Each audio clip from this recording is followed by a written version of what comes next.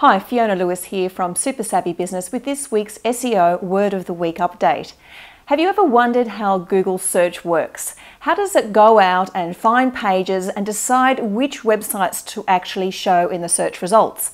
Well, Google last week came out with a new interactive infographic which explains the whole process, and it's a fantastic resource if you're not quite sure how it all works or if you're new to the world of online marketing. I'm going to put the link to this infographic on my page on Super Savvy Business so that you can go over and check it out. Now, they've broken this infographic into three main sections. The first is how Google goes about crawling and indexing websites.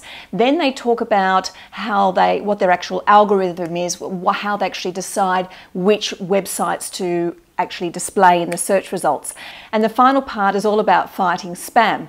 Now, on the idea of spam, now I did also come across a recent video by Google's Matt Cutts in which he explains how Google actually does their manual reviews and whether or not they have a set system in which to identify sites that they consider to be spam. Now remember, if your site is considered to be spam, then there's a very good chance it won't rank very well or it will actually be de-indexed. Now Google do have some very clear guidelines as to what you should and shouldn't do as far as keeping your site quality in the eyes of Google and to avoid doing anything that is considered to be spammy. Now, this page can be found on the Google Webmaster Tool website, and the link for that will also be on my page. Now, just going back to the video I was talking about a moment ago with Matt Cutts, what he talks about really is making sure that you don't do anything manipulative on your website, such as cloaking or do JavaScript redirects, anything sneaky at all like that. Google also looks out for affiliate sites that are very thin in content and not really adding any extra value for the web user.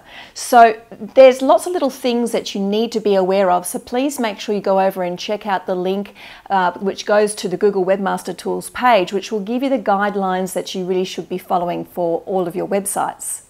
I think at the end of the day, the main message that Matt Cutts is sending is that they do have a standard way as such of reviewing websites, and they try to be as consistent as possible when doing these manual reviews. Now let's jump across now to the world of social media and promoting your website through social media. There are constantly changes and tweaks to most of the major platforms that we use, such as Facebook, Google+, LinkedIn. There's lots of changes being implemented every couple of weeks, and it just seems to be that as soon as we get used to one layout or feature or design, then there comes a new one. Now, just last week Facebook have released the new timeline and newsfeed designs, and there are some pretty big changes that you need to be aware of. First of all, in the new design for your pages, the little tiles that sat underneath your timeline cover have now disappeared and been replaced with tabs. The news feeds are becoming more content specific, with the ability now to be able to share music. The pictures are bigger and even the ads are bigger. TechCrunch wrote a great article on this particular change, so make sure you click the link to find out more about it.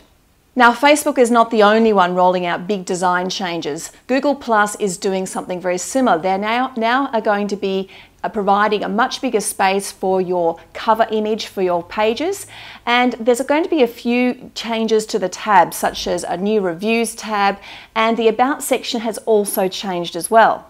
Overall, I think that Google Plus has it right. I think that it's a better user experience. And as far as Facebook is concerned, I also do think that maybe they're moving in a really good direction there as well.